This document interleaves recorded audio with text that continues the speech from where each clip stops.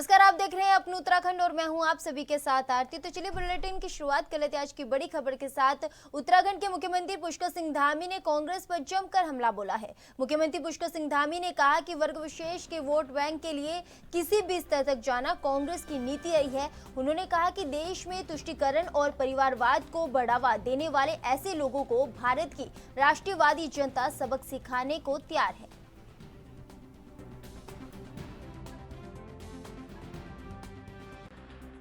कांग्रेस की सोच हमेशा विभाजन की रही है, विभाजनकारी सोच रही है, तुष्टीकरण की इनकी नीति रही है और देश में 60 सालों के अंदर इन्होंने एक विशेष वोट बैंक की चिंता करी है और वही आज इनका जो घोषणा पत्र जारी होता है उस घोषणा पत्र में भी और इनके पहले हमारे देश के प्रधानमंत्री रहे मनमोहन सिंह जी ने भी अपनी वो सोच एक अपने भाषण में देश के सामने रखी थी कि संसाधनों पर, आर्थिक संसाधनों पर जो सबकी मेहनत की कमाई होगी उस पर समानता से पहला अधिकार एक वर्ग विशेष को देने की बात करी। ये निश्चित रूप से इनकी तुष्टीकरण की नीति है, वोट बैंक की राजनीति है, विभाजनकारी नीति है और केवल कांग्रेस का विकास और सबका विनाश वाली नीति है। देश की जनता भली भांति समझ रही है कि देश आज आगे बढ़ गया है, देश आज समान नागरिक संहिता की बात कर रहा है, समान अधिकारों की बात कर रहा है, सबका साथ, सबका विकास, सबका विश्वास और सबके प्रयास की बात कर रहा है और ये देश को फिर से पीछे ले जाना चाहते हैं। इसलिए इस बार देश की जनता मोदी जी के साथ खड़ी है और प्रचंड बहुमत से, ऐतिहासिक मतों से देश की जनता का गठबंधन मोदी जी के साथ हो गया है। विजय श्री मोदी जी होंगे और फिर से प्रधानमंत्री बनेंगे।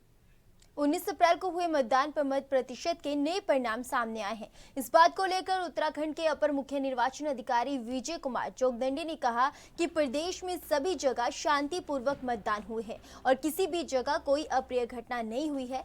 साथ ही उन्होंने कहा कि अंतिम मतदान प्रतिशत पूरे प्रदेश में पाया गया है, जिसमें इस बार सर्वाधिक मतदान हरिद्वार लोकसभा सीट में दर्ज हुआ है और सबसे कम मतदान अल्मोड़ा लोकसभा सीट पर दर्ज हुआ है।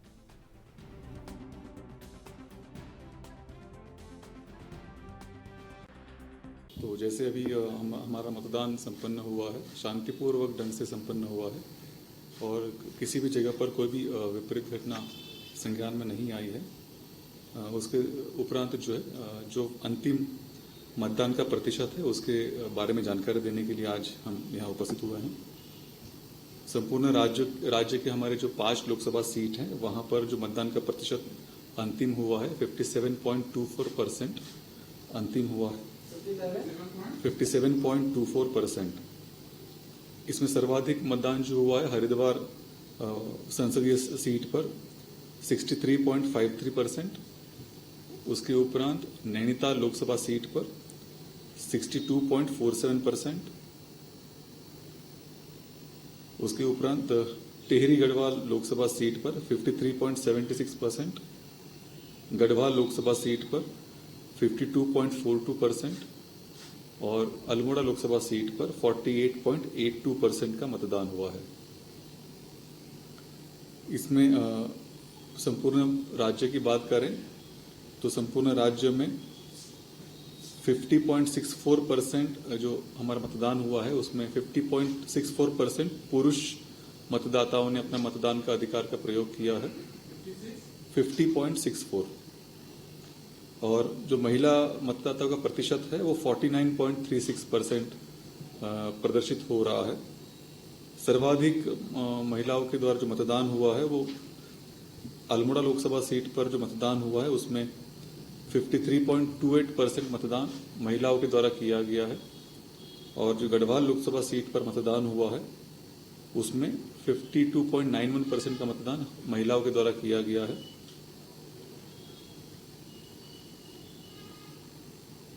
जो इसके मैं आंकड़े आपको एक बार शेयर कर देता हूं।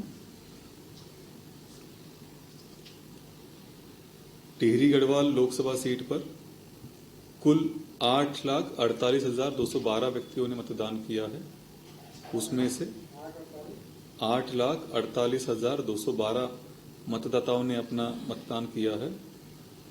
उसमें से 4,27,234 पुरुष और 20,964 महिलाएं शामिल हैं और 14 अदर जेंडर से संबंधित व्यक्ति हैं। हनुमान जयंती के अवसर पर कांग्रेस भवन में कांग्रेस के नेताओं एवं कार्यकर्ताओं ने बढ़ चढ़कर हनुमान जयंती की चालीसा कर उनका पाठ किया। कांग्रेस के प्रदेश संगठन उपाध्यक्ष मथुरा दत्त जोशी ने कहा कि भगवान बजरंगबली से प्रार्थना करी कि सभी के घरों में सुख शांति रहे एवं सभी का कल्याण हो। मथुरा दत्त जोशी ने कहा कि कांग्रेस की तरफ से मैं उत्तराखंड की जनता को हनुमान जयंती की शुभकामनाएं भी देता हूँ। उन्होंने कहा कि भगवान बजरंगबली की पूजा पाठ करने से एक अलौकिक शक्ति तो मिलती ही है, साथ ही मन को शांति भी बहुत मिलती है। कई तरह के कष्टों का निवारण भी बजरंगबली की पूजा से होता है।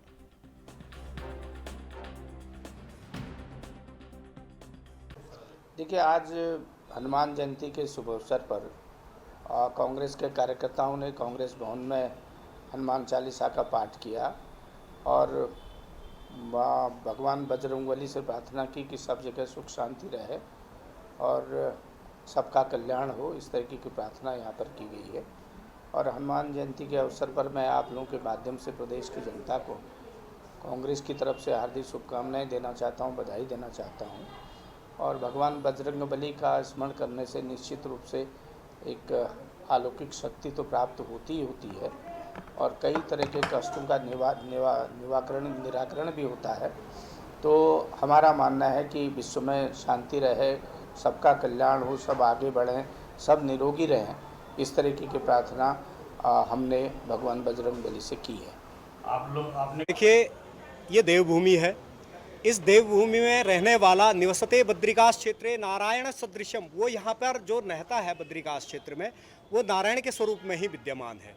और भाजपा का जो केदार का जो सोना था उसको पीतल बनाने वाले ये सनातनी धर्म प्रेमी कभी नहीं हो सकते, न ये सनातन के रक्षक हो सकते हैं। कहीं ऐसा ना हो, अगर हम सनातन का, अगर हम कांग्रेस जन अगर इसका हम उसका संरक्षण ना करें तो कहीं ऐसा ना हो कि वो जो घर के अंदर बचा हुआ हमारा सोना है वो भी पीतल हो जाए। इसलिए जो है इसका जो रक्षक है, हम धर्म के जो रक्षक हैं वो कांग्रेस पहले से ही रहती हुई आई है। और इन जो छदम धर्मवेशी रूप में धारण किए हुए भाजपा के कृत्य हैं उसका हम पर्दाफाश करते रहेंगे। हनुमान जन्मोत्सव जो है, हनुमान जी का आज जो है पूर्णमासी, बैसाख पूर्णमासी को हनुमान जी का जन्मोत्सव का प्राकट्योत्सव माना जाता है। और इस दिन के विधान में ऐसा माना जाता है कि इस दिन के किए गए सत्कर्म अनंत गुना फल प्राप्त होते हैं, क्योंकि जो सप्त चिरंजीवी हैं उसमें हनुमान जी आज भी इस धरा धाम पर विद्यमान हैं और उनके निवेदार्थ जो भी किया गया सत्कर्म है वो अनंत गुना कोटि प्राप्त का घोतक होता है। इसलिए जो है हनुमान जयंती हम सभी सनातन धर्म प्रेमियों को अवश्य रूप में इसको जो है निर्वहन करते हुए, पूजा कर्म करते हुए। उत्तराखंड में 10 मई से चारधाम यात्रा की शुरुआत हो रही है। 10 मई की गंगोत्री, यमुनोत्री, केदारनाथ धाम और 12 मई को बद्रीनाथ धाम के कपाट मंत्रोच्चारण और विधि विधान के साथ खोले जाएंगे। चारधाम यात्रा को लेकर पुलिस प्रशासन अपनी तैयारी में जुटी हुई है। जगह जगह पुलिस हेल्प डेस्क और पुलिस के जवान तैनात रहेंगे। आईजी गढ़वाल के एस गगनयाल ने कहा कि यात्रियों को हर संभव सुविधा और सहायता देने का पुलिस प्रशासन की ओर से प्रयास किया जा रहा है। जैसा मित्र पुलिस का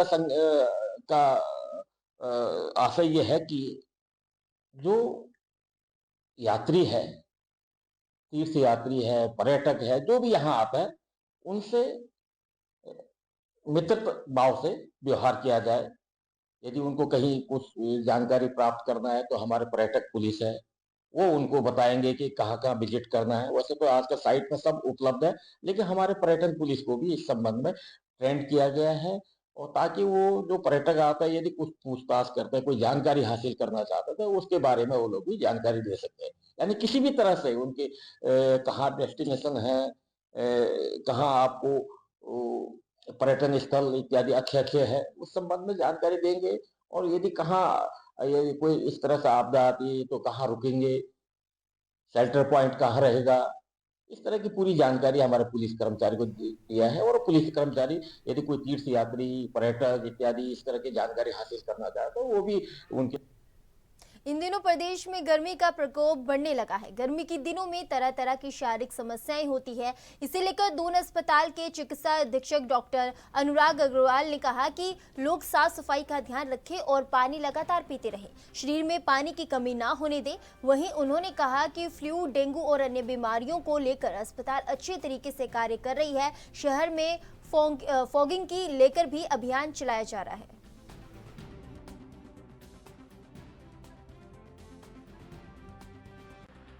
हाँ देखिए, बिल्कुल इसमें ऐसे में फ्लू को लेकर सब आप लोग के माध्यम से हमारी पब्लिक से अपील है कि आप लोग अपनी साफ सफाई का जरूर ध्यान रखें और दूसरा पानी की मात्रा अपनी बहुतायत में बनाए रखें। कई बार देखते हैं कि लोग पानी पीने में कतराते हैं, प्यासे रहते हैं, उससे बॉडी का डिहाइड्रेशन भी होता है, दूसरा गले की सफाई भी नहीं हो पाती है।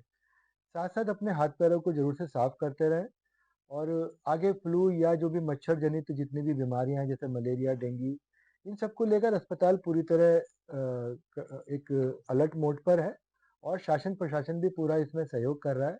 उनकी तरफ से भी मैं देख रहा हूँ कि इस बार थोड़ा जल्दी एक अभियान शुरू हुआ है कि कुछ फॉगिंग और सफाई का। तो मैं मान के चलता हूँ कि इस बार हम लोग को इस तरह की जो पिछली बार एक थोड़ी ज़्यादा तक केस आ गए थे वो सब नहीं आएंगे और एक बहुत ही अच्छा इसमें देहरादून के विजय पार्क क्षेत्र में पेयजल को लेकर लोगों को भारी दिक्कतों का सामना करना पड़ रहा है। दरअसल विजय पार्क क्षेत्र के स्थानीय निवासियों को गंदा पानी प्राप्त हो रहा है, जिस पर उत्तराखंड जल संस्थान ने भी अपनी कुआयद देना शुरू कर दिया है। इस बात को लेकर उत्तराखंड जल संस्थान के महाप्रबंधक इंजीनियर DK सिंह ने कहा कि गंदे पानी की शिकायत प्राप्त होने पर युद्ध स्तर पर कार्यवाही होती है और पानी की लाइन के जिस हिस्से में गंदे पानी का बहाव देखने को मिलता है तो उसे पूरी तरह बंद करके वहां पर टैंकर के माध्यम से पानी दिया जाता है। साथ ही उन्होंने कहा कि यदि पाइपलाइन में गंदे पानी का स्रोत नहीं मिलता है तो पूरी पाइपलाइन को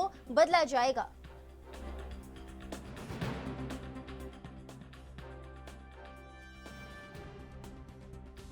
देखिए, युद्ध स्तर पर कार्रवाई होती है। अगर कंटामिनेटेड वाटर की कहीं भी शिकायत प्राप्त होती है, पहली बात तो उस लाइन में पर्टिकुलर जो एक जोन होता है या लेन होती है, अगर उसमें उस लेन में कोई कंटामिनेशन का प्रॉब्लम है तो हम पूरी तरह से उस लेन को सप्लाई बंद करते हैं और वहां पर टैंकर के माध्यम से सप्लाई देते हैं, जब तक कि वो फॉल्ट ढूंढने में ना आ जाए जिसकी वजह से वहाँ कंटामिनेशन फैल रहा है।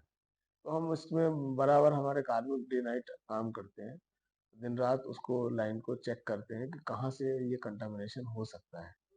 बार बार चेक करें, ट्रायल एंड एरर मेथड से चेक होता है और चेक करके जैसे ही फॉल्ट मिलता है हम उसको फिर उस लेन की सप्लाई रिस्टोर कर देते हैं। ये हमारा मतलब इसमें ऐसा कोई मतलब वो नहीं है कि हम किसी पर्टिकुलर डे में कह सके साहब कल तक ये बिल्कुल ठीक हो जाएगा। और अगर बिल्कुल नहीं होता है, इनकेस अगर वो फॉल्ट मिलता ही नहीं, फिर हम पूरी लाइन को जहां से वो रिप्लेस कर देते हैं, पूरी लाइन और कनेक्शन शिफ्ट करते हैं, पूरी लाइन ही रिप्लेस करनी पड़ती है। हनुमान जयंती के अवसर पर कांग्रेस के नेता एवं पदाधिकारियों ने कांग्रेस भवन में हनुमान चालीसा का पाठ किया। बता दें कि प्रदेश संगठन उपाध्यक्ष मथुरा दत्त जोशी, प्रदेश महामंत्री नवीन जोशी एवं कांग्रेस के प्रवक्ता ने हनुमान चालीसा का गुणगान किया। वहीं हनुमान जयंती के अवसर पर कांग्रेस भवन में प्रभु श्री राम एवं हनुमान जी के जय जयकार भी गूंजती गई।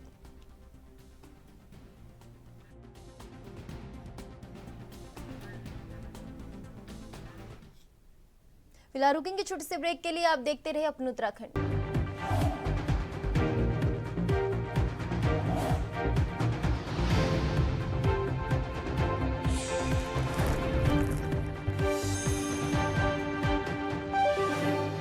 ब्रेक के बाद अपने उत्तराखंड में एक बार फिर आप सभी का स्वागत है। बढ़ते हैं आगे की खबरों की ओर। आज पूरे देश में हनुमान जन्मोत्सव की धूम मची हुई है। मंदिरों में पूजा अर्चना के बाद भंडारों का आयोजन किया जा रहा है। मंदिरों में बालाजी महाराज की प्रतिमा पर चोला भी चढ़ाया जा रहा है, तो वहीं ढोल नगाड़ों डीजे साउंड के साथ बाबा के मधुर भजन का गान भी किया जा रहा है और इसका आनंद भी उठाते हुए भक्तगण जो है वो नजर आ रहे हैं। तो वहीं जसपुर नगर प्रतिज्ञा प्रसिद्ध प्राचीन मंदिर में व्रत स्तर पर भंडारे का आयोजन किया गया। बताया गया कि आज बड़े ही उत्साह में बड़ा ही सुंदर चैत मास का पवित्र दिन है, जो आज मंगलवार के दिन बाबा का जन्मोत्सव के रूप में बड़े उत्साह के साथ मनाया जा रहा है। उत्तराखंड के डीजीपी अभिनव कुमार ने पुलिस विभाग के बजट को लेकर अधिकारियों के साथ बैठक की है। पुलिस मुख्यालय में हुई इस बैठक में डीजीपी ने कहा कि पुलिस के कुल बजट का बेहतर उपयोग हो। उन्होंने कहा कि निर्माण कार्यों में निर्माण एजेंसियों की ओर से अच्छी गुणवत्ता की सामग्री का उपयोग किया जाए। सभी प्रशासनिक एवं आवासीय भवनों की बिल्डिंग इन्वेंट्री बना ली जाए, जिससे भवनों का अनुरक्षण समय से हो। डीजीपी अभिनव कुमार ने सभी थाने, चौकियों और पुलिस लाइन को महिला कर्मियों और के अनुकूल बनाने के साथ निर्माण कार्यों के लोकार्पण का कैलेंडर बनाने के भी निर्देश दिए।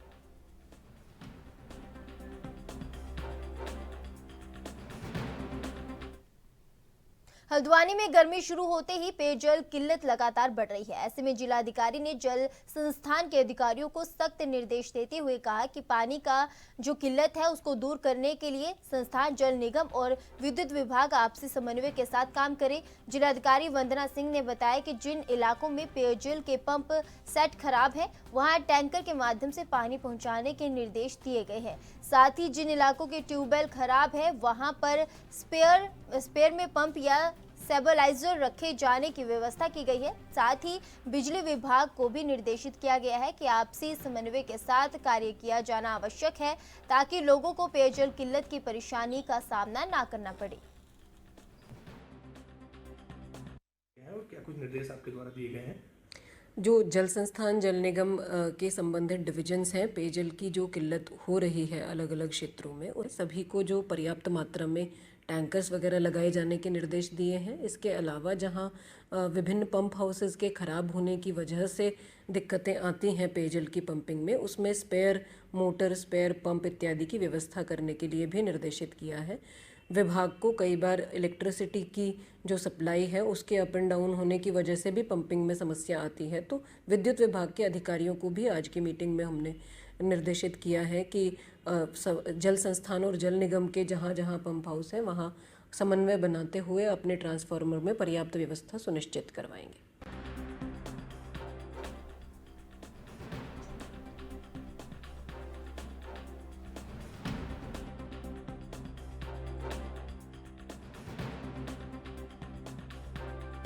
गर्मी शुरू होते ही पेयजल किल्लत लगातार बढ़ती जा रही है। ऐसे में जिलाधिकारी ने जल संस्थान के अधिकारियों को सख्त निर्देश देते हुए कहा कि पानी की किल्लत को दूर करने के लिए जल संस्थान, जल निगम और विद्युत विभाग आपसी समन्वय के साथ काम करे। जिलाधिकारी वंदना सिंह ने बताया कि जिन इलाकों में पेयजल के जो पंप सेट खराब है, वहां टैंकर के माध्यम से पानी पहुंचाने के निर्देश दिए गए हैं। साथ ही जिन इलाकों के ट्यूबवेल खराब है, वहां स्पेयर में पंप या स्टेबलाइजर रखे जाने की व्यवस्था की गई है। तो बता दें कि हल्द्वानी में गर्मी की शुरुआत से ही पेयजल किल्लत लगातार बढ़ती जा रही है। ऐसे में जिलाधिकारी ने सख्त निर्देश देते हुए ताकि पानी की किल्लत ना हो, उसको दूर करने के लिए जल संस्थान, जल निगम और विद्युत विभाग को कहा है कि वो आपसी समन्वय बनाए, ताकि लोगों को आने वाले समय में किसी भी तरीके की परेशानी का सामना ना करना पड़े।